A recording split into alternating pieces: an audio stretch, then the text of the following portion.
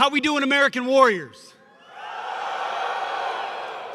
What an absolute honor it is to be here amongst America's best alongside our allies. I look out into this audience and I truly see the eyes of American strength, the eyes of American deterrence, the eyes of Americans who put America first. So on behalf of a grateful nation, I want to thank you for your willingness to take the prime of your life to raise your right hand to defend our Constitution and our great nation. We salute you. We thank you and your families these 6,000 or 7,000 miles away. You know, I have the distinct privilege every day of watching President Donald Trump put America first. From the Oval Office to foreign trips, every single moment he has the best interests of our warfighters in mind. He wants to ensure in every situation, in every scenario, and every conflict, we have your back. And that's his message to me. He says, Pete, we better have their back as warfighters every time. We have three things at the Department of Defense that we're doing to ensure we achieve peace through strength and put America first. Number one, we're restoring the warrior ethos.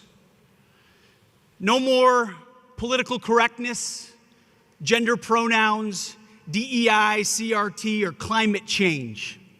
We're in the business of warfighting, accountabilities, standards, warriors, and lethality. And the American people have responded.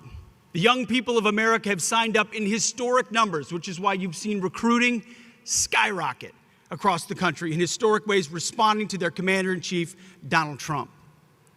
You've also seen retention in our ranks at historic numbers as well.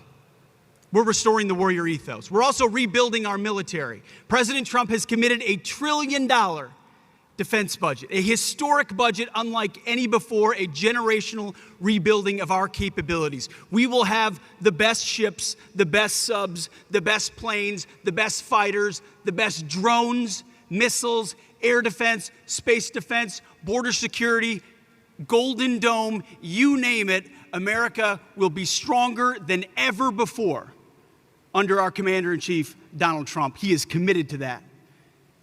And number three, we are reestablishing deterrence. Sadly, over the last 4 years, we saw a collapse in Afghanistan, what happened on October 7th, the war in Ukraine, violence unleashed by wokeness and weakness. But under President Trump, we're seeing a renaissance of peace through strength. Our enemies know that we mean business, and our allies like Qatar here know that we will stand beside them. That projection of strength, that recognition of American leadership is what unleashes peace. You see, my first motto as a platoon leader was those for my platoon, Charlie Company, 2nd of the 113th, was those who long for peace must prepare for war. We are warfighters, standing behind this commander-in-chief, prepared to deliver peace and security for the American people. And we have the greatest commander-in-chief possible in the Oval Office and here with us today. It's always my message to the troops, this man has your back. And that is why it is a distinct honor to introduce to you the 45th and 47th President of the United States, our Commander-in-Chief, Donald J. Trump.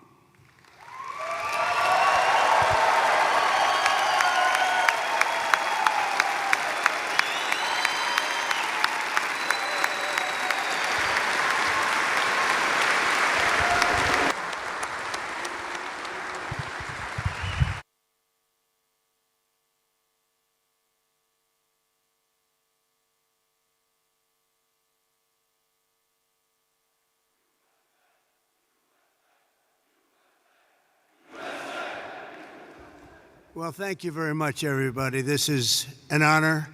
What a beautiful group of people you are. You are good. I wish I looked like you. I would have been president 20 years ago if I looked like you. But I want to give a special hello to Udeid Air Base, sometimes referred to as the deed. That's a little sinister term, the deed. Today, we can all relax and be at ease, and we're going to have a little fun. I have nothing else to do, so let's have a little fun, right?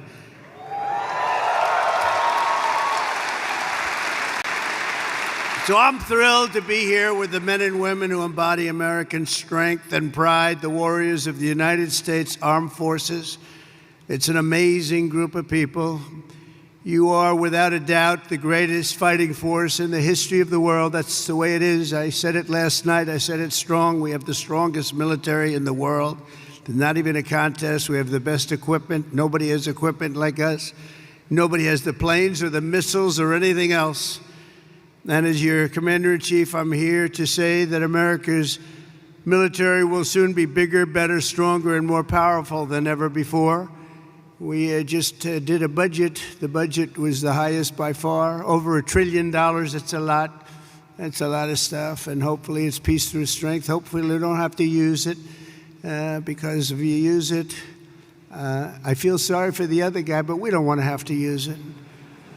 I want to recognize a true warrior, and that's our Secretary of Defense. They put him through hell, the radical left did, and he's incredible. You know, he went to the best schools, he did the best stuff. He's a smart guy, and he's a great guy, and I just listened to his words standing backstage when he was speaking, and he really has it right on the peg.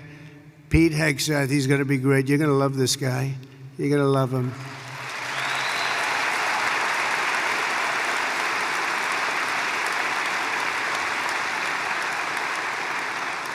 And I also want to influence you to clap for a man who's a great influencer. In fact, my son, Barron, said, "Dad, you got to do an interview with somebody I hadn't heard of." But my son knew very well. He knows everyone. He said, "Dad, this is before the election. You know, we won in a landslide, in case you hadn't known. But he said, Dad, you got to do an interview with a guy named Theo Vaughn." I said, "Who the hell is Theo Vaughn?" He said, "Dad, he's such a big guy. You got to do an interview." So he knew all the names. I didn't know the names. And where is Theo? He's around here someplace, I think. Theo, thank you very much.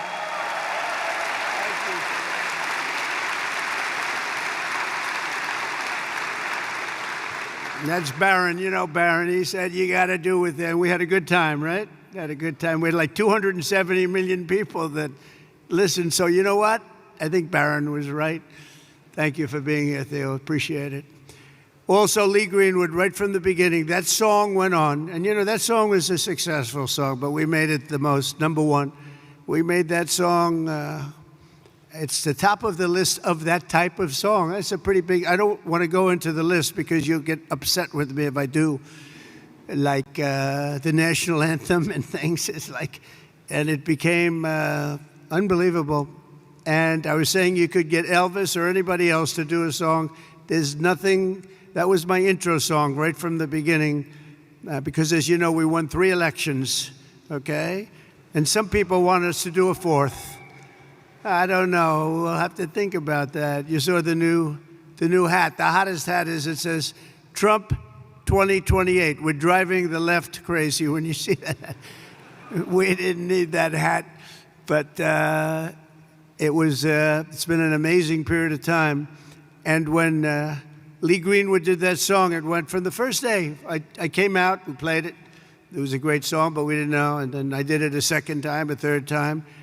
And that was 968 rallies ago. Can you believe that? We did 968 rallies. There's another hat says 968. I said, what the hell does that mean? That's the number of rallies. I said, you have to be kidding. But from the very beginning, and we played Lee's song, and it was the walk-on. And then for the last inauguration, I had all the big singers, they wanted to do a song for me, and they wanted to have me walk on to their song, and my people, oh, that would be nice, that would be nice. And when I heard about it, we were all set. We had a lot of them, and I heard about it. I said, I'm not switching. Are you kidding me? I'm not switching. So we stick with Lee, but there's nobody could have done better than Lee. And he's been so loyal and so great. And it's been really about 9 years of that stuff. And, we had honestly, we had 3 unbelievable campaigns, and it's been an honor. And there's nobody been stronger than the military in terms of backing us, nobody. So I just want to thank you all very much. Great honor. Thank you very much.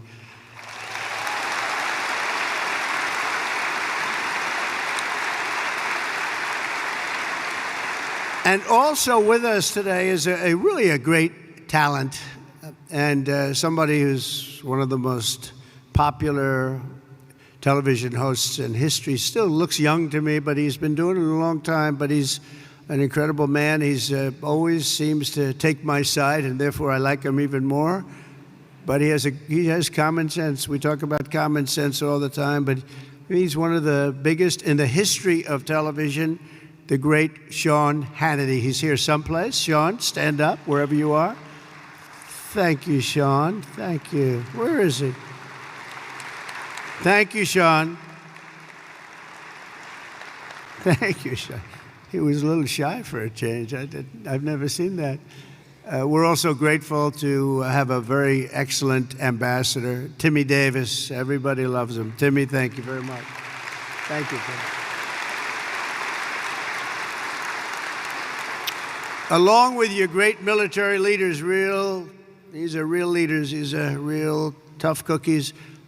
Lieutenant General Derek Trapper France, Major General David Shoemaker, Brigadier General Richard Deuce Dickens, Chief Master Sergeants Chris Murphy and Joshua Wiener, and Colonel Brian Ellis. We want to thank you, amazing people. They're real leaders, and this is one of the great bases anywhere in the world, and we're lucky to have them. Thank you very much, fellas.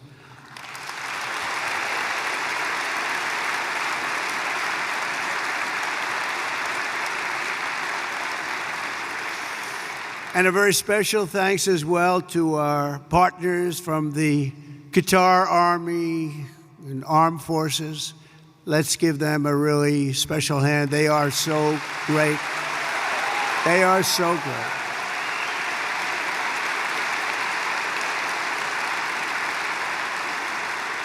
And in particular, we want to give a little special applause for somebody that's been so good. Deputy Prime Minister and Defense Minister, Saud. Where are you, Saud? Thank you very much. Great. Thank you. Thank you. It's an honor.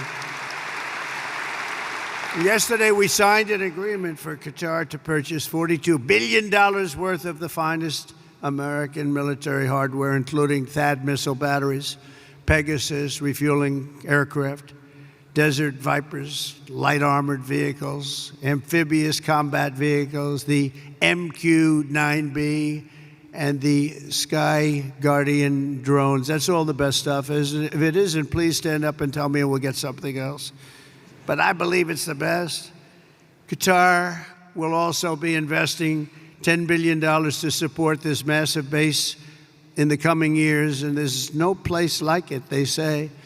And a man, the leader, Amir, he's been a special friend of mine for a long time. Long before I did the political thing, when he was a novice, he was a young guy, and we got to know each other, and we liked each other and got along long before I ever thought of running for president.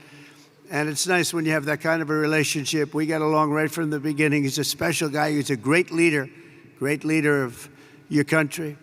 So I want to just congratulate you on that, and all the Qatari people. A spectacular group, and it's an honor, and I don't think our friendship's ever been stronger than it is right now. It's you had the last administration. I don't know if they knew too much about what was happening, but this administration does, and you will never see anything like the relationship that we have. We just left Saudi Arabia, as you know, and you have a fantastic crown prince. He is a fantastic guy likewise, and we're going from here, we're going to UAE and United Arab Emirates, and we're going to see another leader. We have, it's an amazing part of the world, and our relationship has never been stronger. And you're going to see that as time goes by. But with us, it's not words. As you know, I'm in the midst of a very historic trip, visiting the key partners in the Gulf. We had just some incredible stopovers and a wonderful day. Yesterday, we had the dinner, however, with His Highness, the Emir. And he is, I'm going to see him in a little while. I'm going to be saying goodbye to him, but we'll be saying hello again very, very soon. But no visit in the Gulf would be complete without stopping to salute the people who keep America safe, strong, and free, and the patriots of the United States Army, Navy, Space Force. I love Space Force. That's I have to say, that's my little baby. You know, I started that. They said, that will never work. Oh, it worked. You know, we were way behind Russia and China, and now we're way, way ahead of everybody. So Space Force, I'm very happy. That was not since the Air Force has that happened. So we created a force, and it's a big force, and it's a brilliant force. So Space Force, thank you for doing such a great job. The Marines, and of course, the United States Air Force. Al Udeid is the home of the legendary 379th Air Expeditionary Wing, known as the Grand Slam Wing. We also have the 1st Expeditionary Theater Support Group.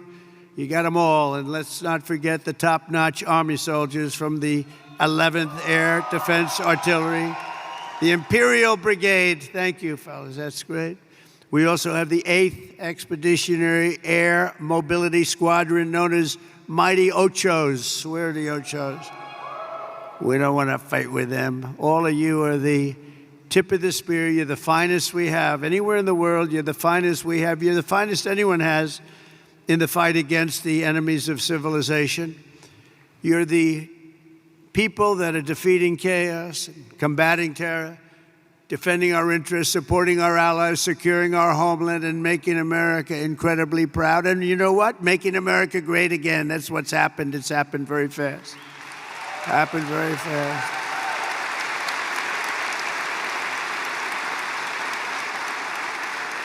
As president, my priority is to end conflicts, not start them, but I will never hesitate to wield American power if it's necessary to defend the United States of America or our partners.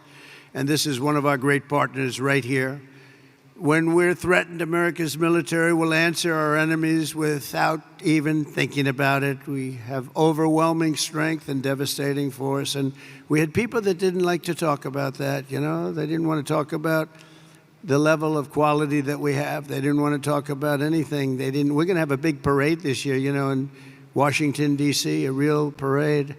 And I'll tell you just a little story. A week ago, May 8th, I'd call up a certain country, and they said, oh, we're celebrating the victory of World War II today, sir. Oh, really? I'd speak to one of the presidents or prime ministers or whatever. And they were so busy. Oh, yes, we're celebrating the victory of World War II. Then I speak to another one, and they were celebrating. And the fact is, Russia was celebrating. France was celebrating. Everybody was celebrating but us. And we're the ones that won the war. We won the war.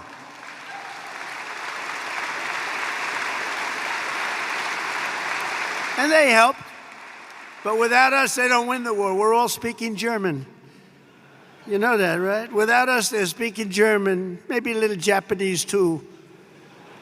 We won the war, and we're the only ones that didn't celebrate. So what I did is I got my crack staff over there, and we did it every time. We have May 8th, and we also have the date in November, that sacred date in November for World War I, because we won that war too. But think of it, I'm calling. Now, we love France, right? But I think we did a little more to win the war than France did. Do we agree? You know, I don't want to be a wise guy. But when Hitler made his speech at the Eiffel Tower, I would say that wasn't exactly ideal. And I called up the president, Macron, good guy, by the way. Donald, we are celebrating our victory over the Germans. Oh, that's wonderful. No, we don't take credit for what we do. And I said, what the hell? Every country I've spoken to in the last week is celebrating the war but us. Isn't that terrible? So we're going to be doing holidays, but I said it has to be a working holiday because you can only do so many of them. We have a lot of holidays. I'm not so sure we should have them, and you don't have to go to work. Our country has to go to work. So we're going to have a working holiday for each one of those 2 dates. And we're going to be celebrating, too, because we should celebrate more than anybody else. And others did help a lot, but nobody helped like us. We wouldn't have won. I mean, the fact is, not winnable without us. And now we're stronger than ever before. I rebuilt the military in my first term. We had a great first term everywhere. We had the greatest economy ever, stock market up 88%, the biggest rise ever, all of that stuff. But the second term is going to be even better. We have over $10 trillion going to be invested in our country. And this little tour didn't hurt, I will tell you, between the 3 great places. I recently announced that I'll approve an unprecedented $1 trillion, as I told you. It's going to end up going higher investment in the U.S. Armed Forces, and that's a record as part of that effort. I signed an order to build the Golden Dome missile defense shield to protect our country from missile attack. Is everybody okay with that?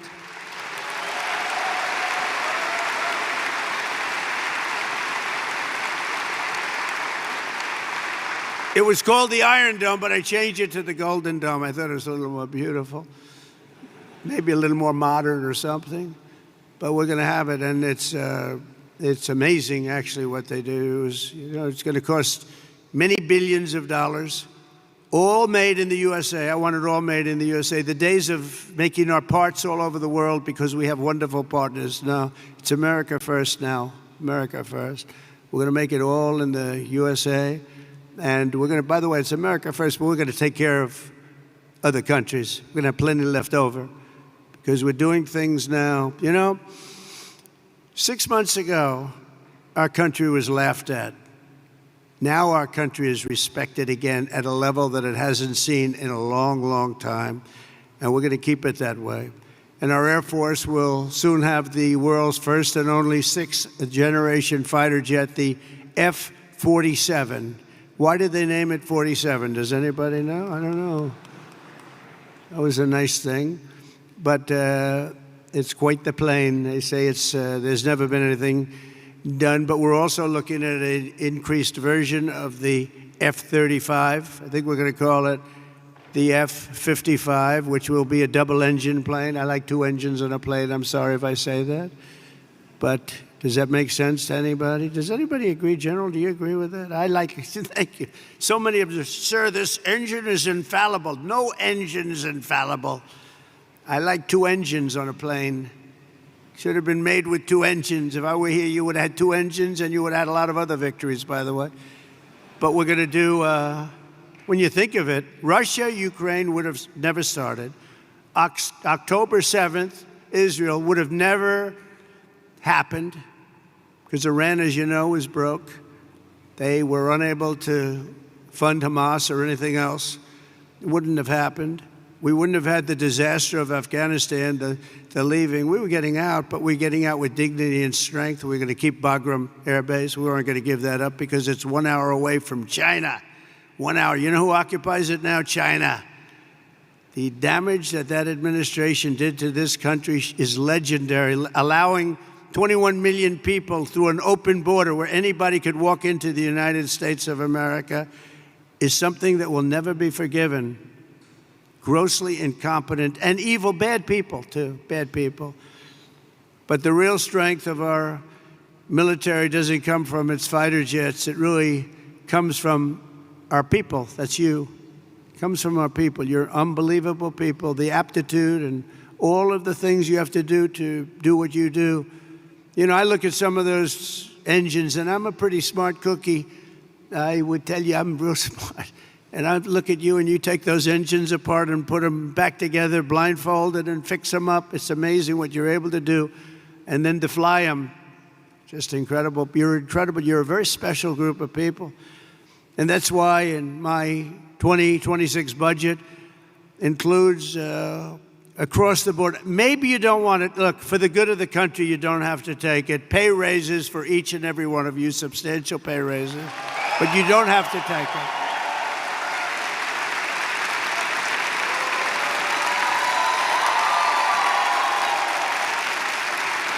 You don't have to take. You can go to your commanding officer and say, sir, I'd rather not take that pay. I love my country, sir. I refuse to take it. Anybody here, raise your hand, please, if you refuse to take it. Let's see here. All right. Well, at least we have smart people. That's good. So you do your duty for us, and as Commander-in-Chief, I will always do and fulfill my duty to you. That's what I'm doing.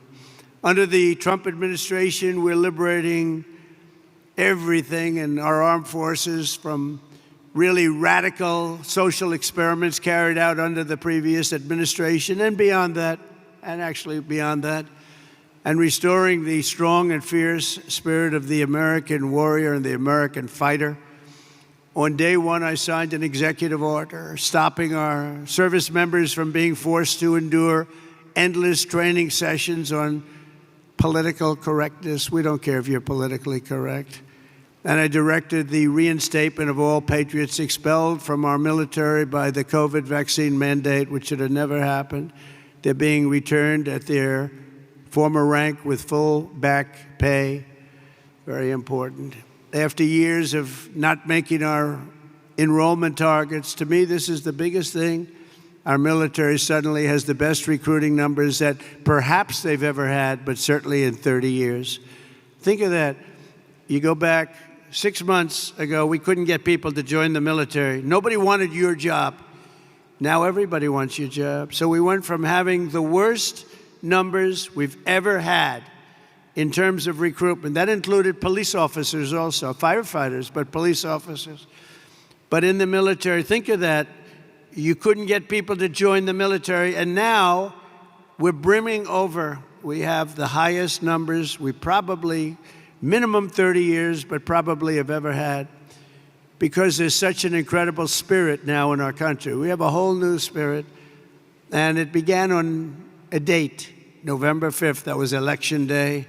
Under the Trump administration, America is back, and America's military is back, bigger, better, and stronger than ever before. Since my inauguration, service members stationed throughout this region have terminated 83 major terrorists operating across Iraq, Syria, and Somalia, including the #2 just recently global leader of ISIS. And I knocked out ISIS, as you know, in my term. They said it was going to take 4 years. I said, why 4 years? That's a long time. And then I met a General Raisin Kane. He's now the head of the Joint Chiefs of Staff, right? And he was great. He said, we can do it in 3 weeks, sir. I said, well, I was told 4 years, General, by your television generals in Washington, D.C., and he didn't want to be disrespectful to them. He said, sir, I'm telling you, if you want, we can do it in 3 weeks. And that's what he did. He knocked out 100% of the ISIS caliphate in 3 weeks.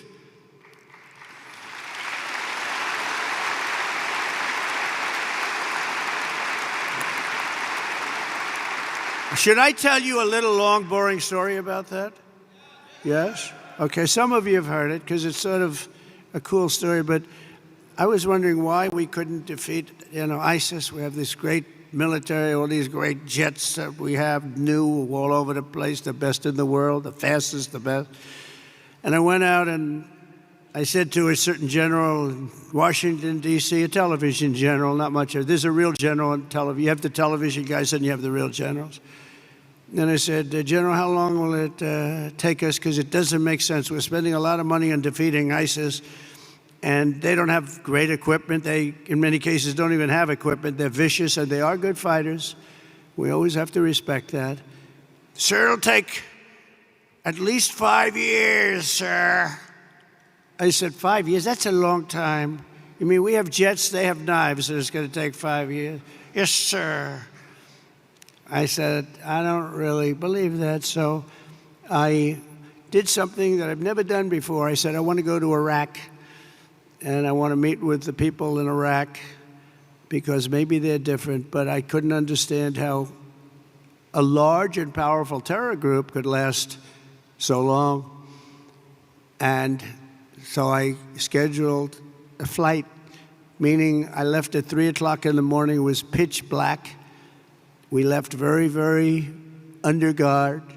We traveled through Washington, D.C. There was nobody around. Got to the hangar at about 3:15. Air Force One was waiting for us. Pilots, best-looking human beings I've ever seen. Even better looking than Tom Cruise, and he's a friend of mine, okay? These guys were central casting, and they could also fly. And we headed out about 3:30 in the morning, pitch black. We headed for Iraq, and nobody knew I was going, nobody. And we're flying, and we're starting to get close. And they come to see me, and they say, "Sir, we have a problem." "What?" "We're flying over enemy territory very soon, sir. Could we please turn off your lights?" I said, "My lights? We're flying in Air Force One. We just spent trillions of dollars on fighting, and you can't fly in with lights on?" "No, sir, it's very, very dangerous out there." So I said, "Oh, obviously turn them off." Then he comes in addition to the lights, we want to turn down the shades. So I said, "You mean not even shades?" "Okay, we turn down the shades." Then I said, "I want to go upstairs." This is 747, 2 levels, beautiful plane. Just ordered new ones, by the way, beautiful new ones. And Boeing just, by the way, did the biggest order in the history of Boeing. Just did with your beautiful territory right here. They ordered, I think, 160 planes. I think it's the largest order ever for aircraft. So I salute the people from Boeing, Kelly, and everybody, and General Electric. The engines are General Electric Super Prime, and I really think it's great. Congratulations. But I go up to see the pilots because I love sitting with the pilots. I admire their skill. I really do. And amazing, especially at a certain level. And when you fly Air Force One, supposedly you're the best pilot. So I hope that's true, by the way. But it seems to be. I have no complaints. We land, it's like always landing like glass. I've had pilots where when you land, it's not a pretty picture. In fact, you admire the plane so much for being able to keep apart. You know, I mean, sometimes I land with some of these guys. You're bouncing down the runway. I'm saying these planes are amazing that they don't crack up. But these pilots land, I mean, and the 747's a hard one to land, but they're great. So I go up, I see the pilots. I say, "Hi, Captain." The guy's a handsome guy. We've got a blonde flat top. I'd like to have a flat top like that. I don't know if the hair's good enough for that. I don't think so. I don't think I'm going to try it either. But perfect person, and I look at the right, he's perfect. Everybody was perfect. They're like perfect human beings. I said, "How are we doing, Captain?" "We're doing fine, sir. We'll be there in half hour, sir." I said, "They want the lights turned off, Captain." And they do, "Yes, sir, they're doing the right thing." "Oh, that's great, Captain. It's great." So now we're 15 more minutes, and all of a sudden, and most of you know this sound because that's what you do, but you have the computer voice, a beautiful voice where it says 1,900. They're talking about feet. So when you're in the big planes and sophisticated planes, the voice comes on, and I'm sitting back there watching them fly it beautifully, and I'm still not 100% happy with the statement that he agrees that the lights should be turned off. I would have preferred that he said, "No, there's no problem." But that's not what he said. So we're going through, and it goes 1,900, 800, 700. Talking about feet. Now, 700 is getting pretty close to the ground. I don't see a thing. There's no lights. There's no runway. And I've done this a lot. And I always see the runway in the distance. I have fairly good eyes. I'd say for my age, extremely good eyes. And I don't see a runway. 600, 500. "Captain, are we okay?" "Yes, sir. We'll be landing in just a few minutes, sir."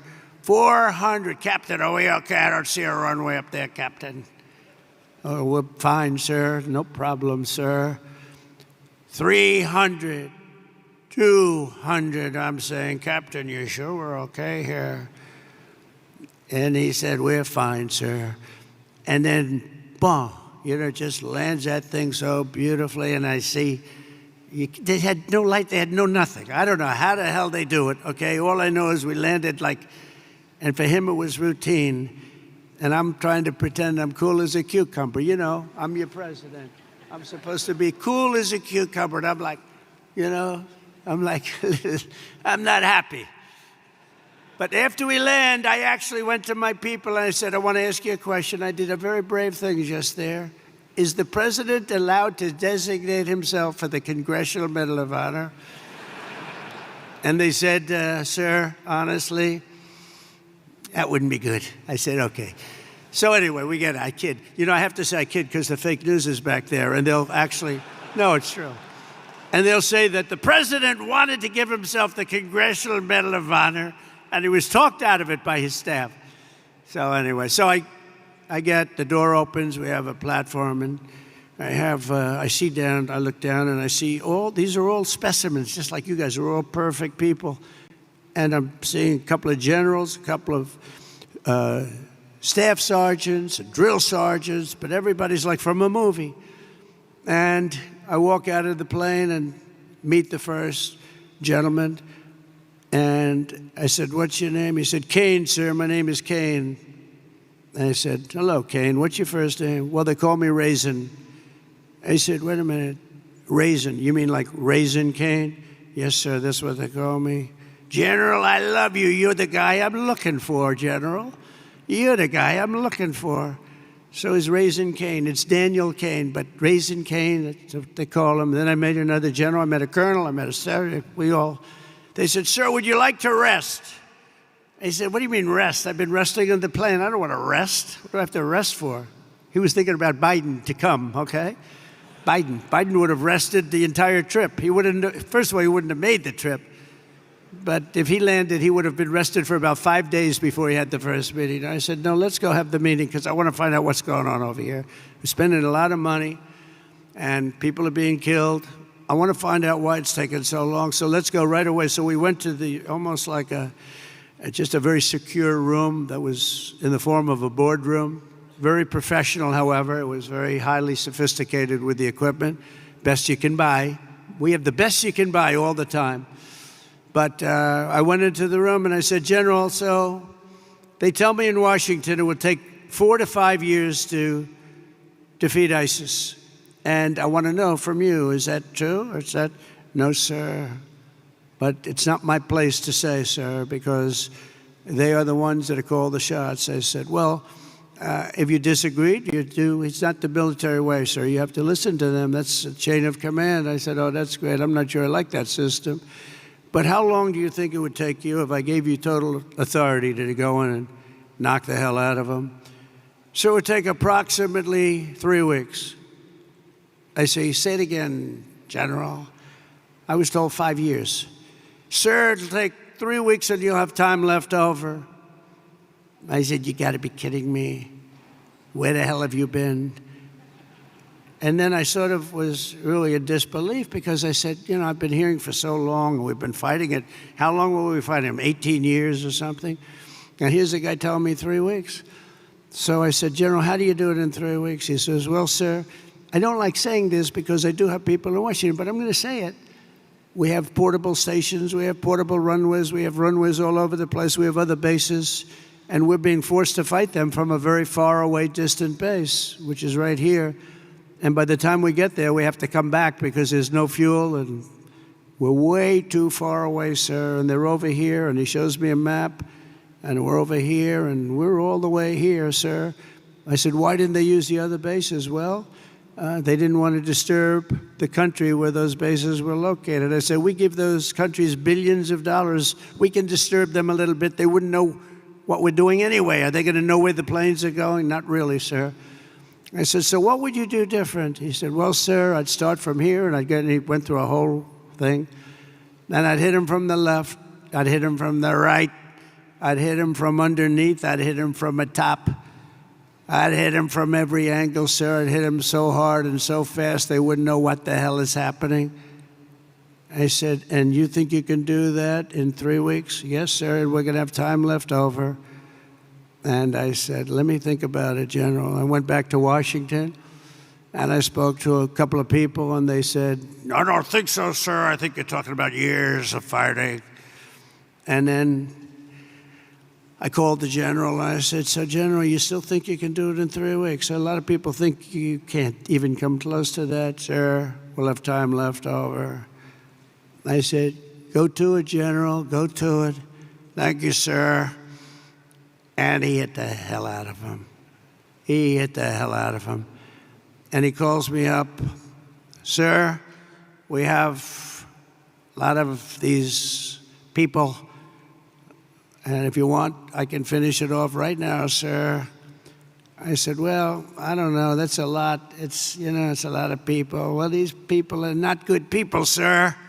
These are not good people. You'll feel better about it." "Well, they're not good people, but they're people, aren't they?" And he goes, I said, "You know what? Why don't you buzz them for a little while, and maybe after a day or two of buzzing them, they'll surrender." "They don't know about surrendering, sir." "Well, maybe they'll raise the white flag." "They don't have a white flag, sir."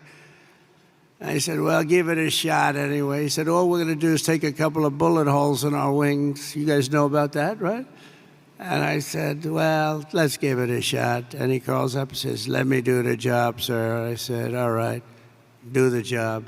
And we defeated 100% of the ISIS caliphate in just a very short little period of time, totally different from what I was told in Washington, D.C. by a bunch of frickin' losers, okay? Losers. And that's the beginning. And I took that general and made him the head of the Joint Chiefs of Staff, as I told you. And he's going to be great, and he's highly respected by everybody, just a different kind of respect, too. It's a real respect. But we can do our job better than anybody in the world, but you have to have the leadership of the top at the top, and we're doing that. We're finding, we let a lot of 4 stars go, a lot of 4. We had more 4 stars. We had, I think, 425 4 stars in World War II, which, by the way, we won.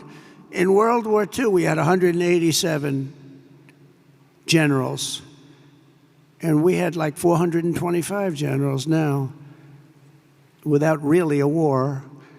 And so we made a lot of changes, and we have the best. We have the best. We worked hard to figure the best, the real ones. We want the real generals, not the fake generals, and not the political generals, too.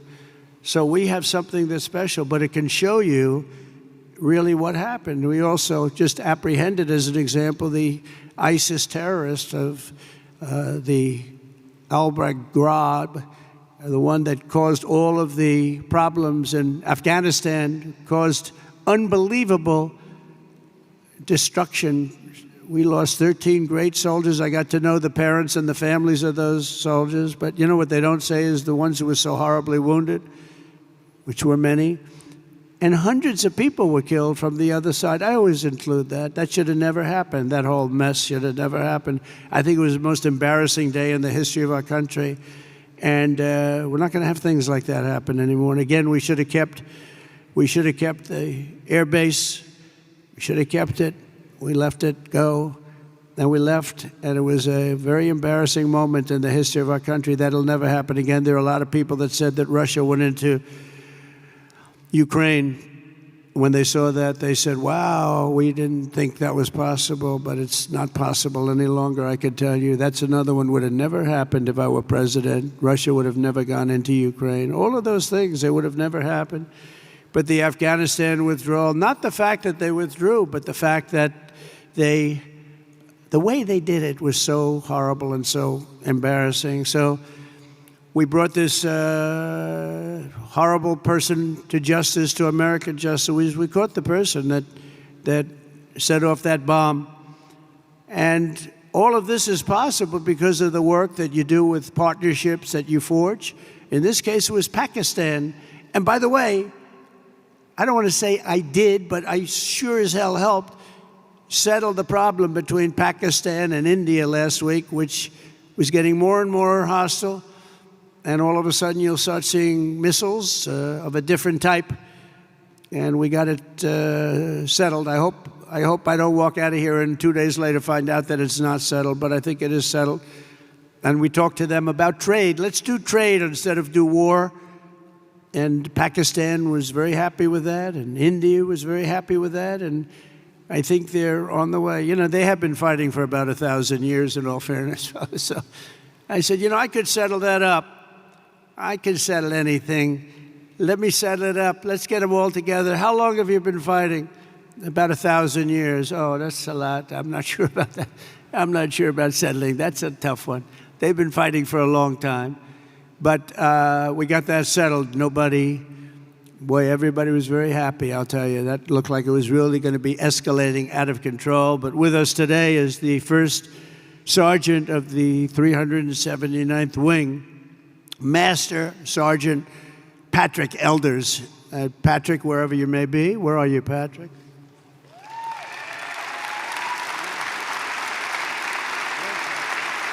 Handsome guy. Wow. I'm looking at him from here, and it says after having served 22 years, he's a lot. How long have you been in, Patrick?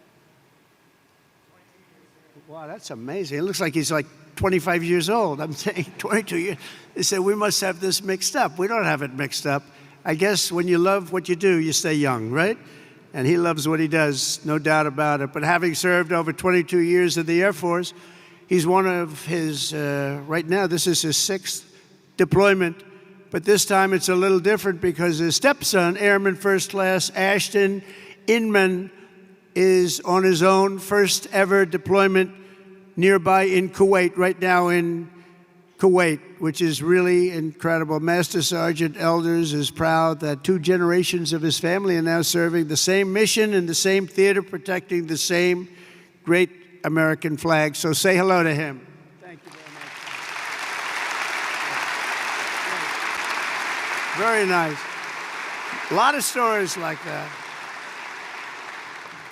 A lot of stories like that, and I want to thank Airman First Class Inman also very much. That's a great story. That's a great story, and we have many of them. I guarantee in this room right now there are many such stories. There are several married couples serving side by side in uniform at this base, including Staff Sergeants Tyler and Paige Duck. Where is Tyler and Paige?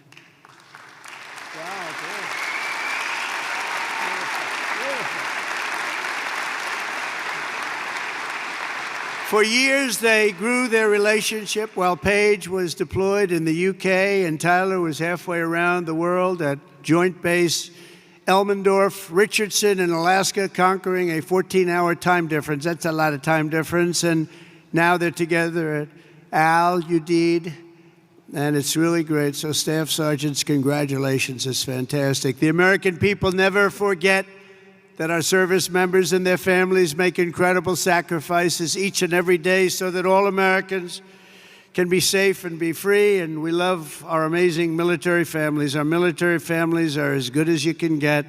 The men and women here today are part of a noble tradition of service that has been passed down from one generation of Americans to the next, and your spirit and courage and sacrifice has always been there when we needed you the most. You're always there when we need you the most.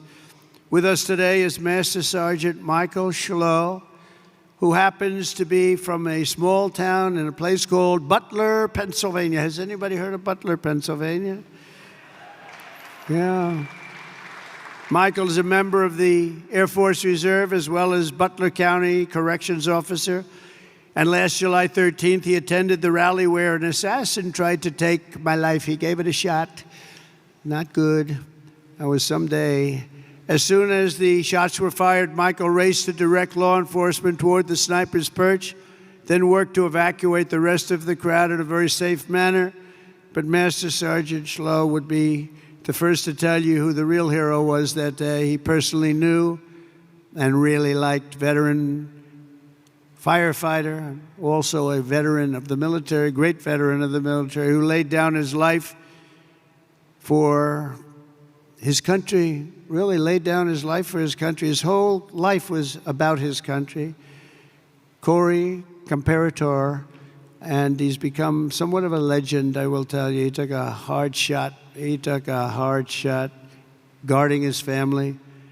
Master Sergeant Schlow, your commitment represents the very best in America. Thank you for your incredible service that day and forever, because that day was a horrible day, but you acted with incredible bravery. We've got reports about what you did. It was really amazing, and I personally appreciated it. That was a rough day. We don't want to have days like that. But Corey was an incredible guy, lost his life, guarding his wife and children. Every American warrior here today inherits a legacy of exceptional patriots who have defended our freedom for nearly 250 years. You carry on the glorious tradition of the heroes of Lexington and Concord, Gettysburg and Belleau Wood, Normandy and Midway. You embody the spirit of the soldiers who hoisted the flag over Fort McHenry and the Marines who planted the stars and stripes on the summit to Iwo Jima. That was a rough attack. You carry forward the mission of generations of Americans before you who marched through halls of gunfire, trekked over rugged mountains, stormed across scorching deserts, sailed through hostile waters, conquered unknown dangers, and poured out their blood and guts on battlefields all over the world. The military is incredible, and we won our independence. We preserved our union, protected our way of life, defeated fascism, crushed terrorism, liberated millions and millions of people from bondage, and brought communism to its knees. It's what we did. And now we're going to defend America from all enemies, overcome all obstacles and dangers, and as one nation, we're going to build a future of peace and prosperity for generations to come. Together we will stand strong, we will stand proud, we will live free, and we will fight, fight, fight, and win, win, win.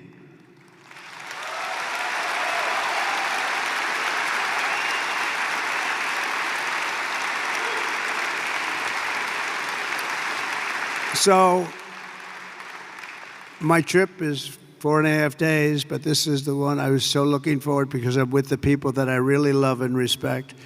And we love and respect you. This is what you're doing, the service you do for your country. You keep us safe.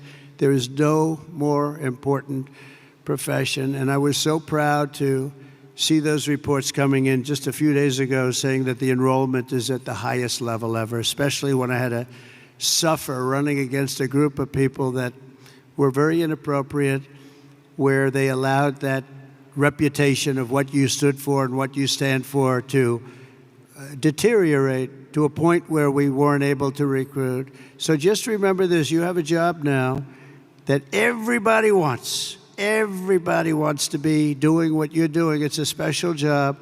And I'm so proud. When I saw those numbers come across the board that we set the record for enrollment in the military, and we took that from the exact opposite just 6 months before, I was very, very proud of that. We have a great country. We have a proud country. We have a country that's respected all over the world. And as I said before, a year ago we were laughed at, but nobody's laughing at our country anymore. We're the most respected country anywhere in the world. And thank you very much, and enjoy your lives, and God bless America. Thank you very much. Thank you.